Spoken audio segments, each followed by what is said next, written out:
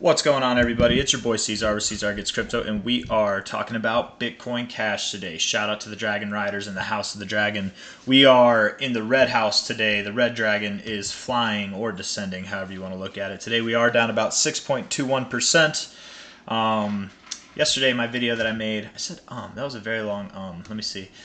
Yesterday's Bitcoin Cash video was BCH price predictions drop inbound was the title, and I did say yesterday in that video that today, not soon as I normally do. I normally say soon, but I said that today, this candle, we would see a drop that would take us out of this range and start making our strides down to around the 200 to 190 area.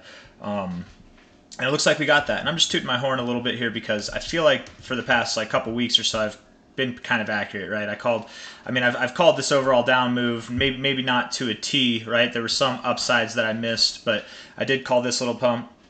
And I called this dump on the day pretty accurately. So at least that's 3 for 3 in the last couple weeks. It's nice to see I'm overdue for a wrong time. I can be wrong. I will be wrong. I've been wrong before. I will be wrong again. So do not take everything that I say to the bank. I am not a financial advisor, but without any more of that kind of stuff, let's look at the charts.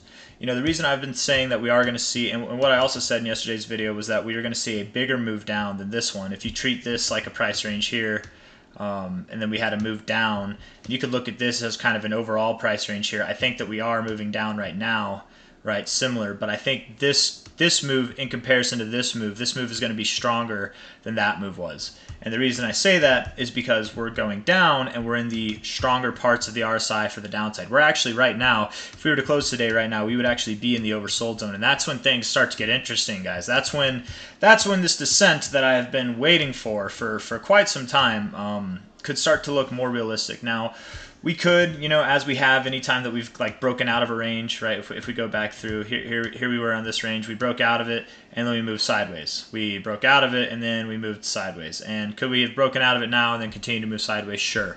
Wouldn't be out of the question at all.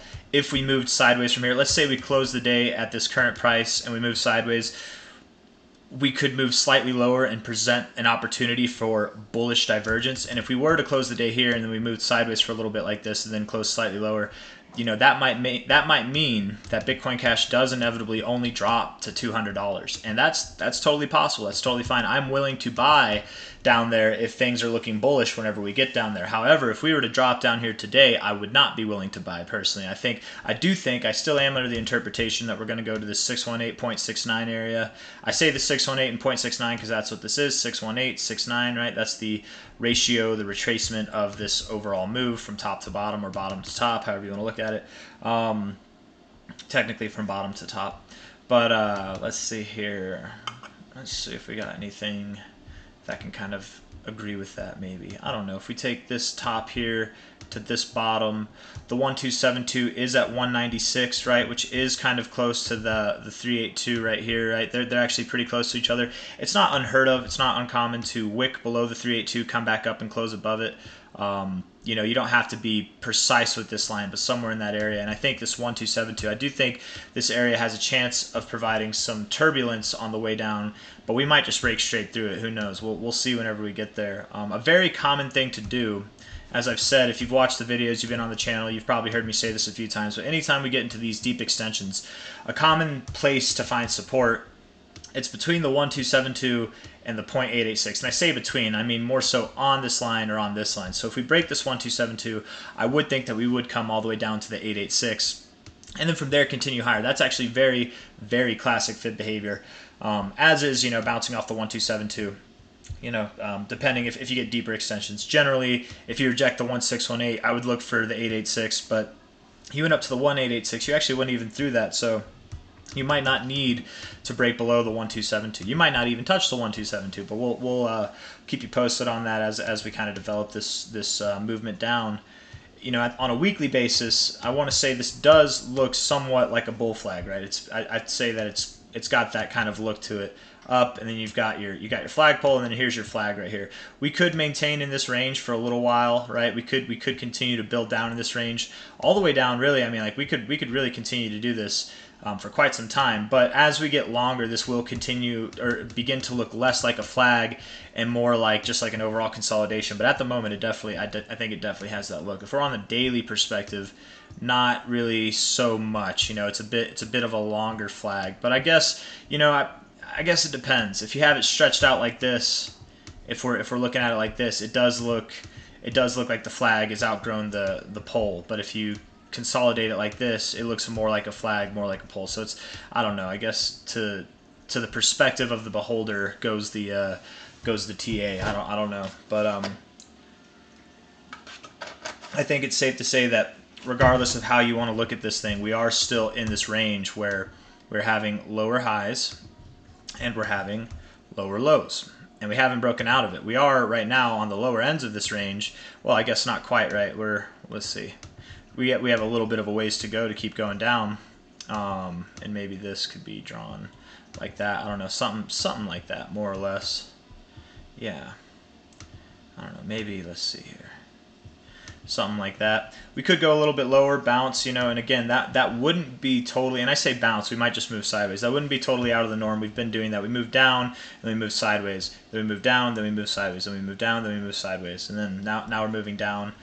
Each time has been what? It's been like something like 6% or something like that from the previous low. Let's see. From this low to this low, it was 6.7%. This low here to that low there, it was 6.11%. And right now we are about 2% away. So could we go a little bit lower? I think so. 6% would take us right around 204, 205, 200 area, which again is that 382 overall from this like low to top here. So we could find support there. But if we break through it, it's not the end of the world. If we do just do some kind of like straight breakdown and we have a bigger day than we've had in this overall range, that's nothing to get too worried about. You know, Bitcoin Cash is a volatile asset. A big red day just implies that we are going to go up soon. You know, anytime you see a movement up, right, here's the small candles throughout the middle of it. In the beginning, you got some big candles, but at the end, you also finished with the big candle. Whenever you're moving down like this, you know, you get your biggest kind of candle right here at the end. Yes, it's a big wick, but you got a bigger move compared to the rest of this stuff toward the end of it, not in the middle of it, right? It's right here, big move. Where'd you find your low? After you got these bigger candles, not while you had these like sideways little moving candles. So, and then here, you know, you got some bigger candles and you did continue to bleed down, and this is kind of an exception, but you know, even then, if you're looking at this, you've got this bullish divergence forming. I feel like even with this bleed down, it should have been obvious that we're going to have some kind of move up where we topped off on the biggest candle. So what I'm getting at is, I do think that when we come, I don't know if we're there yet, but when we come to the end of this move, we will see bigger candles than anything we've seen in this range so far, and even bigger than today's candle. Today we're down about 6.04%. I'm sorry. This candle here was 6.48 in a body, and this here was 6.69. So I do think we'll see something bigger than that. Maybe it's 8%, maybe it's 12%, maybe it's 20%. Who knows? But a bigger drop for sure. At the moment on this range overall from top to bottom so far, we have dropped 35%. The average drop that we see whenever we're on a weekly basis and we drop out of the RSI, out of the overbought zone, this black area up here, whenever we drop out of the overbought zone, we tend to see a move that takes us at least 43% down, a little bit over 43% technically, which would bring us around like 187, 185, somewhere in that range. And then at the most, I think we've seen like something in like the 70s, right, which a 70% drop from here, I think it'd be like 73%. That would take us to a lower low. I don't think we're going to see that. I more likely think that we are going to see something to take us around these previous highs here, which is right in that golden pocket that I like to identify throughout all my kind of charts that I draw, which is right here between the 0.69 and the 0.618. It is possible that we could top off before then. You know, we could top off somewhere in this area. We could even top off above the 382. It's possible.